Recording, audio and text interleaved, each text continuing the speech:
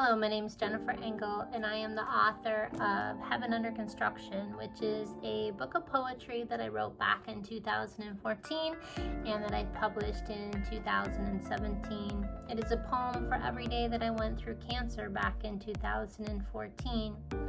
I'm resurrecting it because toward the end, well, first of all, it's Breast Cancer Awareness Month, and then also my cancer has recurred for a third time. And I created some poems toward the end of Heaven Under Construction that kind of went with construction signs that kind of helped me after the whole cancer process was done. Last week, I used the sign for under construction, the stop sign, where I talked about standing still, taking inventory in your life, observing your surroundings, and planning a route. And today we're going to talk about taking a detour, deciding what you want, eliminating anything that doesn't get you to where you want to be, taking it slow, outweighing your options, understanding where you're going, and then readjusting as needing and repeating that. So, actually, then we also did talk about going slow. I guess stopping was 2 weeks ago, and last week we actually did talk about going slow, which was starting small, looking long term, outweighing your priorities, and then whittling down your list. So some of these things kind of cross over each other a little bit. So I'm going to read the poem, and then I'm going to kind of talk about a situation where I stopped, where I went slow, where I planned a route, and now where I'm on a detour. So for some reason, these are actually lining up to where I am now. So day 361, page 367 in the book. Detour. Detours, long roads taken to avoid a more treacherous route, or visits to someplace else along the way. First, I must decide what to avoid in order to find a better place to visit along my way. Second, I must eliminate anything that does not get me to my dream destination. Keep finding alternative routes and detours. Third, I must take my time. Start slow and awkward, learn and get used to the new terrain in order to end up on autopilot, going fast and free. Fourth, I must outweigh my options when faced with opportunity or challenge. Decide what choice will take me closer to my desired goal. Fifth, I must understand where I'm going. Keep my eyes on my desired destination at all times. Last, I must give myself permission to readjust as needed. Nothing is going to be perfect or go according to plan. So, when I found out that my cancer had recurred a third time, I definitely had to stop again. I had to take inventory, like, wow, this happened again. How did it happen? What are my options? I had to observe my surroundings, and I had to plan a route. So at that time, I decided that the best route for me, I was against hormone reduction, and I didn't want to do chemotherapy again. I was satisfied with doing chemotherapy back in 2014, but now that I actually ended up experiencing post-traumatic stress after having lost my hair and gone through chemotherapy, so I decided that this time around it wasn't the route for me. I was okay with it the first time, and the second time my cancer recurred, it was really small, and I just needed radiation, so I was okay, just 3 doses, and that was it, and I was okay with that. This third time, it's kind of like in the lining of my lungs a little bit. I don't know if it's a little bit or a lot. And so I didn't want to do chemotherapy because it really caused a lot of post-traumatic stress for me. And so the doctor recommended Ibrance, which is a medicine that targets cells to kind of get them to slow down, especially like with the protein. I don't know all the technical details, but the idea is that it slows down cell reproduction with the idea or theory that it would slow down the cancer from multiplying the cancer cells. And so I decided to go with the Ibrance and the hormone reduction. I also did some research on calorie restriction and diet, and I also decided to add that. That was personal. That wasn't anything that the doctor necessarily recommended, but it was just some more research that I did. So that was the route that I planned the first time. So then it says, the first time of the third time. So then it says to go slow. So I looked long term with Ibrance. I did a lot of research on that too. It did seem to increase longevity in addition to hormone reduction. I did some research on people who took Ibrance. It had like a 6.6 rating, like for satisfaction. I thought, well, 6.6 is better than like 1 or 2 or 3. It's more than 50%. My doctor said some people have side effects, some people don't have side effects. So I looked long term. My long-term goal is to live as long as possible, especially to be here for my family. So I decided to take that route. And then I weighed my priorities, and my priority is that quality of life is better than quantity of life. I want quantity of life, but I want quantity of life plus quality of life. So that's really that's my goal, okay, to increase my quantity of life, but still retain a quality of life and what that means for me. So I planned that route of taking Ibrance, and I didn't necessarily go slow per se, but what I did do was I took it with validity for 3 weeks. During the first 3 weeks, I didn't really seem to have too many side effects.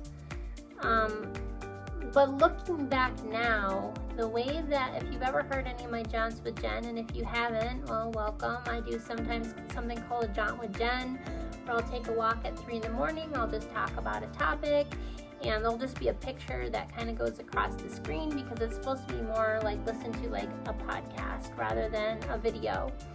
And one of the things that I understand about how things work with the human body is something will start in the soul, and then it will come up into your emotions, and then it will come up into your mind, into your thoughts, and then the last place it leaves is your body.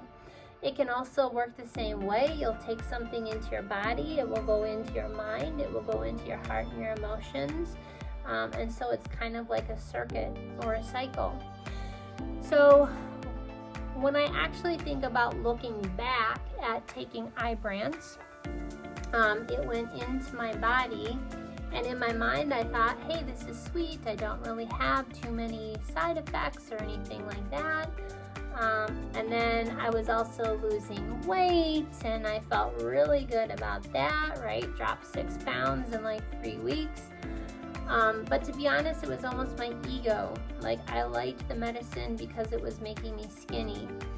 But actually looking back at that time, it was also zapping me of really specific nutrients. I was eating very, very little calories, probably not enough to actually maintain.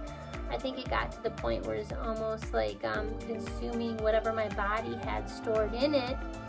And therefore all my white blood count cells just dropped for like 3 weeks.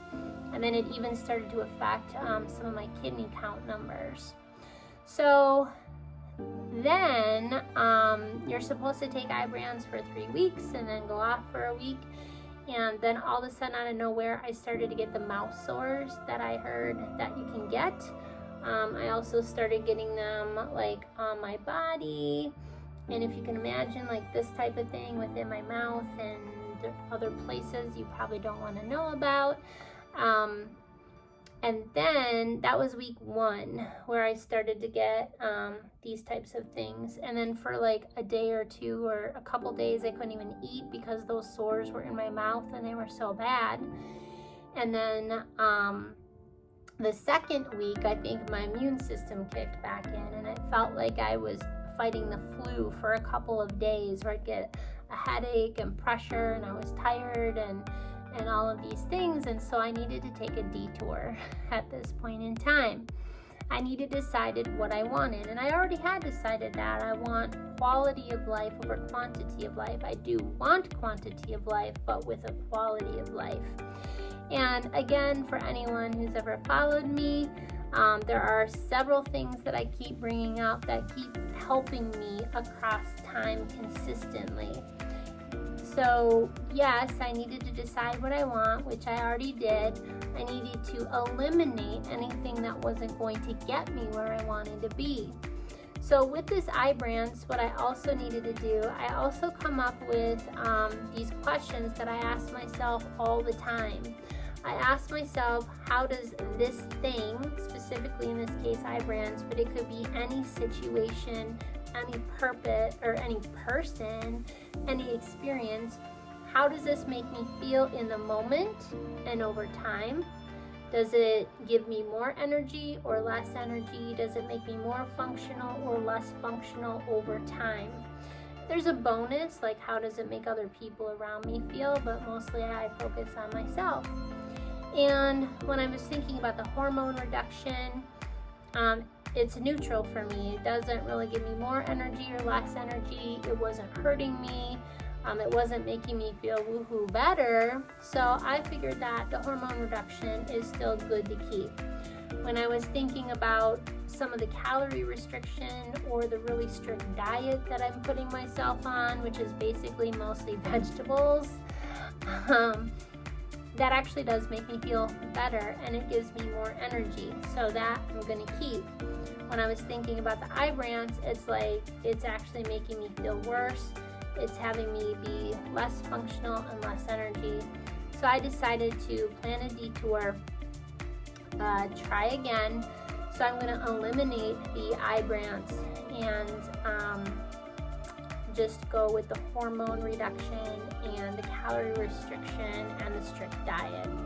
I did take it slow before I made that decision. I did a lot of research. I talked to the people around me about my decision. I outweighed my options. I looked at studies, and I do understand that if I discontinue this, there could be a consequence. But I also just believe that what I'm going to do instead is going to not just give me quantity of life, but quality of life as well. So then I kind of need to understand where I'm going.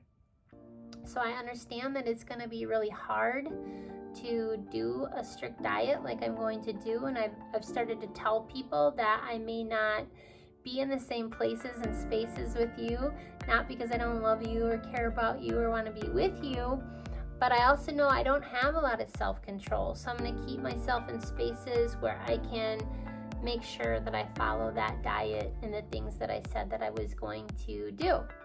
So now, the first course, the first route that I planned was Ibrance with hormone reduction and diet restriction. But as I went along, 3, 4, 5 weeks into it, week 4 and 5, I started to ask my questions and saw that I needed a detour. So as you're going through treatment or anything in life, you might stop, you might start slow, you might plan a route, but as you're going along, just like in life, you might start to look at your surroundings and realize that maybe this isn't the best route to take for me.